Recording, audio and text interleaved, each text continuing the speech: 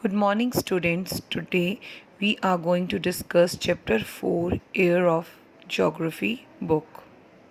Hanji students, so today in this video we are going to discuss the rest of the chapter, that is chapter 4 Air.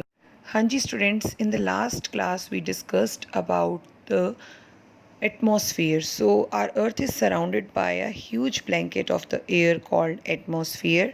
All living beings on this earth depend on the atmosphere for their survival because it provides us the air we breathe in and protects us from the harmful effects of the sun's rays. In other words, we call it blanket of protection.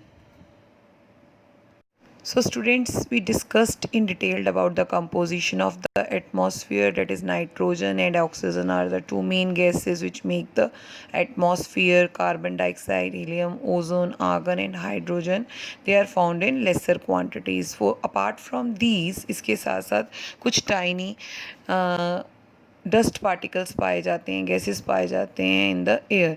So we discussed its percentage also. Nitrogen 78%, oxygen 21%, argon 0.93%, carbon dioxide 0.03%, and all others are 0.04%. Yes, students, then we discussed about the structure of the atmosphere. So, having 5 layers of the atmosphere: troposphere, stratosphere, mesosphere, thermosphere, and the uppermost layer, that is exosphere. Hanji students, let's talk about weather and climate. Weather is this hour to hour, day to day condition of the atmosphere. Supposingly हम कहते हैं is it going to rain, weather forecast होता है ना आजकल, बताया जाता है कि आज का वेदर कैसा होगा. Like is it going to rain today, will it be bright and sunny today. So weather is the are to are, day to day condition of the atmosphere. Supposingly हम कहते हैं लुधियाना में आज क्लाउडी वेदर है, अमृतसर में सनी है. सो ये एक स्पेसिफिक पीरियड के लिए और स्पेसिफिक जगह के लिए बताया जाता है. अ हॉट और humid weather may make one irritable, you know. So अगर if the present is fine breezy weather may make one cheerful and even plan for an outing. So weather can change dramatically from day to day. However, now the average weather condition of a place for a longer period, जो एक लंबे समय के लिए जाता है, represents climate of a place. So climate जैसे कि अब समर है, विंटर है, ये लॉन्गर पीरियड के लिए डोनेट किया जाता है. Hanji students, let's talk about weather and climate. Weather is this hour to hour, day to day condition of the atmosphere. Supposingly हम कहते हैं is it going to rain, weather forecast होता है ना आजकल, बताया जाता है कि आज का वेदर कैसा होगा. Like is it going to rain today, will it be bright and sunny today. So weather is the are to are, day to day condition of the atmosphere. Supposingly हम कहते हैं लुधियाना में आज क्लाउडी वेदर है, अमृतसर में सनी है. सो ये एक स्पेसिफिक पीरियड के लिए और स्पेसिफिक जगह के लिए बताया जाता है. अ हॉट और humid weather may make one irritable, you know. So अगर if the present is fine breezy weather may make one cheerful and even plan for an outing. So weather can change dramatically from day to day. However, now the average weather condition of a place for a longer period, जो एक लंबे समय के लिए जाता है, represents climate of a place. So climate जैसे कि अब समर है, विंटर है, ये लॉन्गर पीरियड के लिए डोनेट किया जाता है. Yes, students, let's discuss about the concept of temperature. Now you know the degree of hotness and coldness of the air is known as temperature. So temperature of the atmosphere changes not only between day and night but also from season to season. अब आप देखिए गर्मियों में temperature बहुत ज़्यादा होता है और सर्दियों में कम होता है.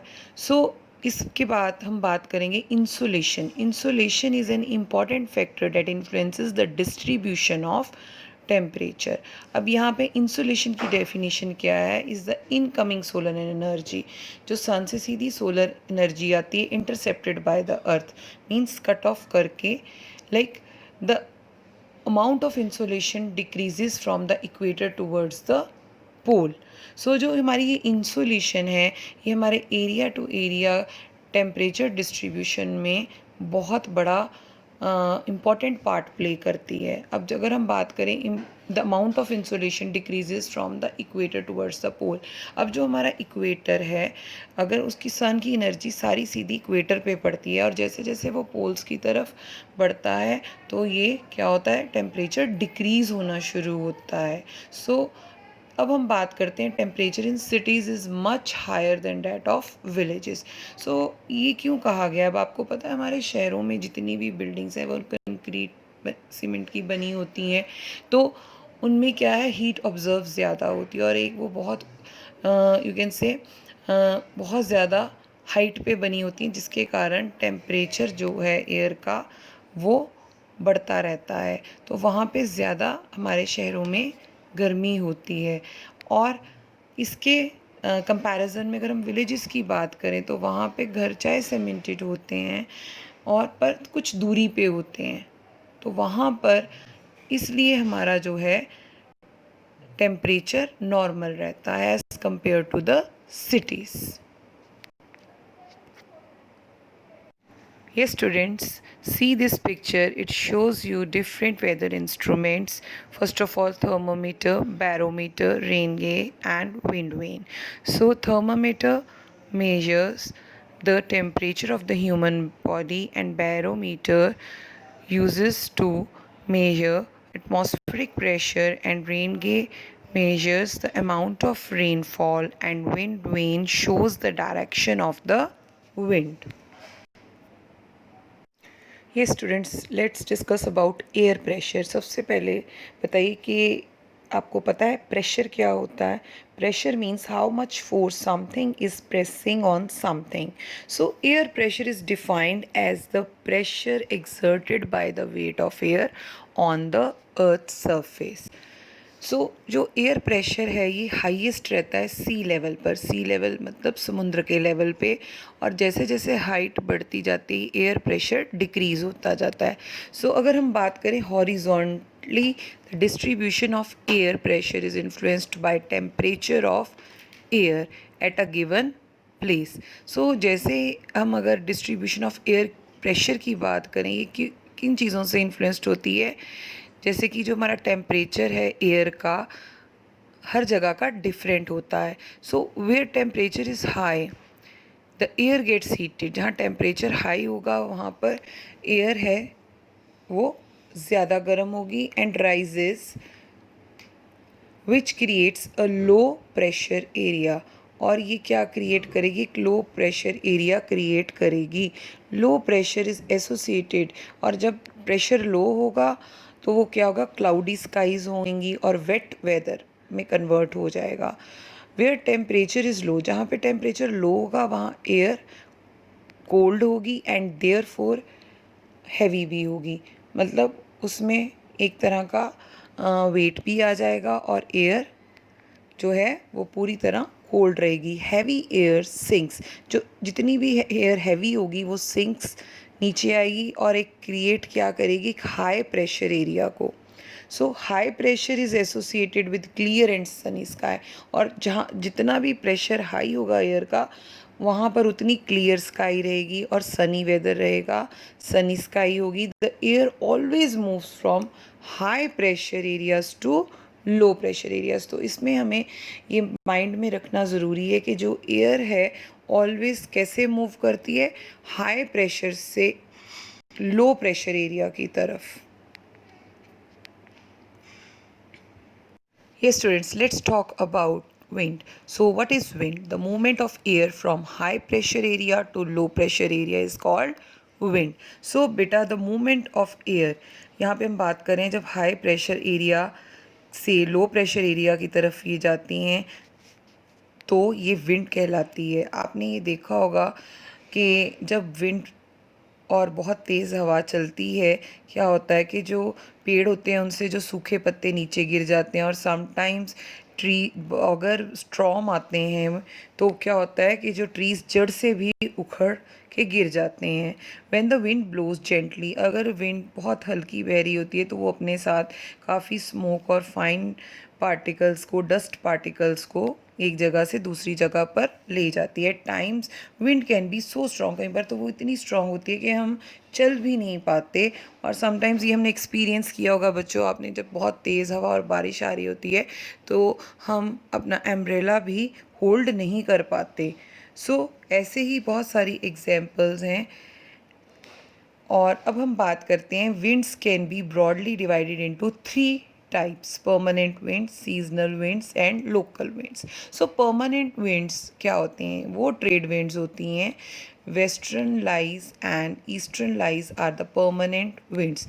सो जो हमारी ईस्टर्न और वेस्टर्न विंड्स होती हैं, ट्रेड विंड्स होती हैं, ये हमारी परमानेंट विंड्स कहलाती हैं. ये ब्लो कॉन्स्टेंटली करती हैं थ्रू आउट द ईयर, एक ही पर्टिकुलर डायरेक्शन में. ठीक है. और जो सीजनल विंड्स होती हैं, these winds change their direction, और ये अपनी सीज़न के साथ, डिफरेंट सीजन्स के साथ अपनी डायरेक्शन चेंज कर लेती हैं. For example monsoon in India. So local winds जो होती हैं, these blows only during a particular period of the day और year in a small area. So जो लोकल विंड्स होती है पर्टिकुलर स्मॉल एरिया या पीरियड ऑफ टाइम के लिए ब्लो करती हैं, जैसे कि for example land and sea breeze. So the hot and dry local winds जो होती हैं, दो तरह की होती हैं, hot and dry local winds of northern plains of India is called लू. जैसे कि गर्मियों में हम कहते हैं जो ड्राई और हॉट विंड ब्लो करती है, हम उसको क्या नाम देते हैं? लू. So see this diagram which shows you the pressure belt is the polar high pressure belt located in the polar region. This is the last major air pressure. So this belt is created because in this region the air is extremely cold and heavy, leading to a high pressure. Yes students, see this diagram which shows you major pressure belts and wind system. हाँ जी students, let's talk about moisture, जिसे हम नमी कहते हैं. आपको पता है जब वाटर इवेपोरेट होता है फ्रॉम लैंड या डिफरेंट वाटर बॉडीज से, लाइक रिवर्स, ओशन से, it becomes water vapours. So moisture in the air at any time, जो भी मॉइस्चर एयर में पाया जाता है हम उसे ह्यूमिडिटी कहते हैं. Means moisture in the air at any time is known as humidity. So as the air gets warmer, जैसे एयर वार्म होती जाती है, इसकी capacity to hold water vapour मतलब इंक्रीज़ होती जाती है, ज़्यादा अच्छे से ये होल्ड करता है वाटर वेपर्स को, and so it becomes more and more humid. और इस तरह से ये ज़्यादा से ज़्यादा ह्यूमिड हो जाता है, मतलब इस एयर में मॉइस्चर आ जाता है. आप ये देखिए, जब वाटर वेपर राइज करते हैं, इट स्टार्ट्स कूलिंग. ठीक है, ठंडे होने शुरू हो जाते हैं. और ये जो वाटर वेपर्स हैं, ये किस चीज़ में कंडेंस होते हैं? Causing formation of droplets of water. So जो क्लाउड्स हैं are just masses of such water droplets. और ये जो जितने क्लाउड्स होते हैं, ये जस्ट मासेस हैं वाटर ड्रॉपलेट्स के. और when these droplets of water, जब ये ड्रॉपलेट्स ऑफ वाटर इतने हैवी हो जाते हैं टू फ्लोट इन एयर, मतलब ये हवा में बहने शुरू हो जाते हैं, तो इससे क्या होता है? Then they come down as precipitation in the form of rainfall.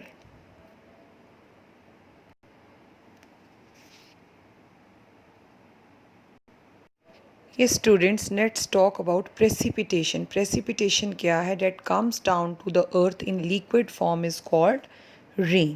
So most of the ground water comes from rain water. जितना भी हमारा ग्राउंड वाटर इकट्ठा होता है वो रेन वाटर से ही बनता है या इकट्ठा होता है. Plants help preserve water. So plants किस चीज़ में हेल्प करते हैं? वाटर को प्रिजर्व करने के लिए हेल्प करते हैं. When trees on hill slides are cut, आपको पता है जब ट्रीज़ हिल स्लाइड्स पे काट दिए जाते हैं, rain water flows down the bare mountains and can cause flooding of low lying areas too. So इस बेसिस पे हम कह सकते हैं कि हमारे 3 टाइप्स ऑफ रेनफॉल हैं: the conventional rainfall, the orographic rainfall and the cyclonic rainfall. So अगर हम बात करें इम्पॉर्टेंस ऑफ रेनफॉल की, it is very important for the survival of plants and animals. So it brings fresh water to the earth's surface. Number 1, if rainfall is less, अगर rainfall हमारा less quantity में होता है तो water scarcity होगी, कमी आएगी, सूखा पड़ेगा, drought होगा. On the other hand, if it is more तो floods can take place. अगर rainfall ज़्यादा हो जाती है तो floods भी आ सकते हैं. हाँ जी students, see this diagrams of 3 types of rainfall. Cyclonic, orographic, जिसे कि हम रिलीफ भी कहते हैं, and third is conventional rainfall. बेटे साइक्लोनिक रेनफॉल तब होता है ड्यू टू साइक्लॉन्स और अदर नेचुरल इवेंट्स.